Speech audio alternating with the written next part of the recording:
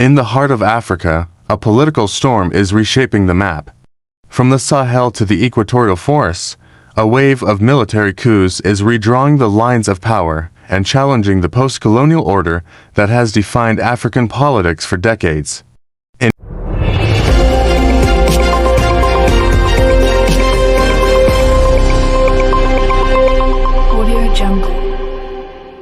In just 5 years, 6 nations, Mali, Guinea, Burkina Faso, Chad, Niger, and Gabon, have fallen under military control. Others, including Sudan, have teetered on the edge. It is a pattern some have called the new coup belt, a band stretching across West and Central Africa, where soldiers have replaced presidents, and where the promise of democracy now battles with the politics of survival. But this story is not simply about coups. It is about governance, inequality, security, and the shifting global balance of power, with Africa, once again, at the crossroads of history. For much of the early 2000s, Africa was celebrated as the continent of democracies, civilian rule, multi-party elections, and constitutional term limits spread across regions that had once been dominated by strongmen. But by the 2020s, that momentum had begun to fade. Corruption scandals, youth unemployment, extremist insurgencies, and foreign interference eroded public faith in democracy. In this climate, the military once again emerged as an actor of change. It began in Mali, where soldiers overthrew President Ibrahim Boubacar Keïta in 2020, citing corruption and mismanagement of the jihadist crisis. Then came Guinea, where the army deposed Alpha Condé his controversial third term. Burkina Faso followed, not once but twice in a single year, as young officers vowed to restore order amid surging militant attacks. By 2023, Niger's presidential palace was seized, ending one of West Africa's few remaining democratic governments. And in Gabon, a dynasty that ruled for over 5 decades was toppled overnight. Each coup had its local logic. But taken together, they formed a disturbing trend, a chain reaction stretching across Africa's middle belt. The Sahel, the vast semi-arid region separating the Sahara from tropical Africa, has become the epicenter of Africa's coup resurgence. Once seen as a frontier of international cooperation against jihadist insurgencies, the Sahel has instead turned into a graveyard of Western intervention. France's decade-long Operation Barkhane, designed to combat terrorism in Mali, Niger, and Burkina Faso, was met with growing disillusionment. Despite billions spent, insecurity only spread. By 2023, anti-French sentiment exploded. French troops were expelled from Mali, Burkina Faso, and Niger. Embassies were attacked. The tricolor flag, once a symbol of partnership, became a target of protest. Into this vacuum stepped Russia, whose Wagner mercenary group offered military support to new regimes in exchange for mining concessions and geopolitical loyalty. For many Africans, the appeal was less about Moscow's ideology and more about rejecting the old hierarchies of power. In the streets of Bamako, Niamey, and Ouagadougou, crowds waved Russian flags not because they sought a new master, but because they were signaling an end to the old one. To outsiders, the resurgence of coups looks like a democratic crisis. But inside these nations, the story is more complicated. In Burkina Faso, thousands flooded the streets to welcome Captain Ibrahim Traoré, a 36-year-old officer who styled himself a revolutionary patriot. In Mali, Colonel Assimi Goïta gained widespread popularity for challenging French influence.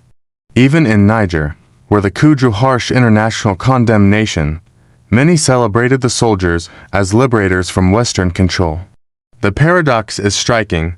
Coups, long associated with oppression, are being rebranded as acts of national emancipation. For many Africans, democracy has not delivered prosperity, security, or dignity. When elections bring back the same elites, when foreign powers dictate policy, when corruption erodes every institution, military intervention can appear, however briefly, as a reset. But beneath the chants and celebrations lies a deeper question: can these Hunas deliver the transformation they promise? At the heart of Africa's coup wave lies a broader geopolitical contest. For France, the coups represent a humiliating loss of influence in its former colonies. For Russia, they are an opening, a chance to expand presence in Africa through arms, security contracts, and diplomacy. In Mali, Wagner forces replaced French troops in key bases. In Burkina Faso, Russian advisors arrived soon after the new leadership took power. And in Niger, French and U.S. troops began strategic withdrawals amid growing hostility. This realignment is not limited to military affairs. Economic partnerships are shifting too, from Western aid to BRICS-aligned trade, from IMF conditional loans to resource for infrastructure deals with China, Russia, and the Gulf states. To many in the Sahel, this is not about ideology. It is about agency, the right to choose partners without external dictates. To others, it is the start of a dangerous game, one where Africa becomes the arena for a new global rivalry. Regional organizations, such as ECOWAS and the African Union, have struggled to respond. Initially, ECOWAS imposed sanctions on Mali, Guinea, and Niger, demanding the return of civilian rule. Borders were closed, assets frozen, and trade suspended, but the results were mixed. Rather than isolate the juntas, the sanctions strengthened anti-ECOWAS sentiment. Many saw the organization as acting on behalf of foreign interests, especially France. In August 2024, Niger, Mali, and Burkina Faso formally announced their withdrawal from ECOWAS and the creation of a new regional alliance focused on mutual defense and sovereignty. At the same time, the African Union's credibility has been tested. While it continues to condemn unconstitutional changes of government, its capacity to enforce democratic norms remains limited. In effect, Africa's regional order is being rewritten, from institutions built around donor-driven democracy to alliances centered on self-determination and security. To understand the coup belt, one must look beyond the barracks. The Sahel is one of the world's youngest regions, with over 70% of its population under 30, yet it faces chronic unemployment, weak infrastructure, and minimal social mobility. Add to this the pressures of climate change, shrinking arable land, desertification, and resource conflict, and the recipe for instability becomes clear. Meanwhile, the promise of democracy has been dimmed by corruption, inequality, and elite politics. Many citizens have never felt the benefits of freedom translated into tangible progress. In this vacuum, the military, once a symbol of repression, is now viewed by some as the last disciplined institution capable of national unity. But without structural reform, without jobs, education, and transparent governance, even the most patriotic soldiers cannot stabilize what decades of misrule have broken. Today, coups unfold not only on the streets, but online. Across Facebook, TikTok, and Telegram, narratives of resistance spread faster than official statements. Young Africans share videos celebrating anti-imperialist soldiers, while others warn of manipulation by foreign propaganda networks. Information has become a new battlefield. Disinformation campaigns, often funded by external actors, exploit grievances and blur fact with fiction. In this digital war for hearts and minds, perception often matters more than truth, and legitimacy can be built, or destroyed, in a single viral post. Will the coup belt continue to expand? Analysts warn that instability could spill over into neighboring countries, especially where governance is weak and economies are fragile. Yet amid the uncertainty, there are glimmers of resilience. In countries like Senegal, Ghana, and Tanzania, democratic institutions remain strong.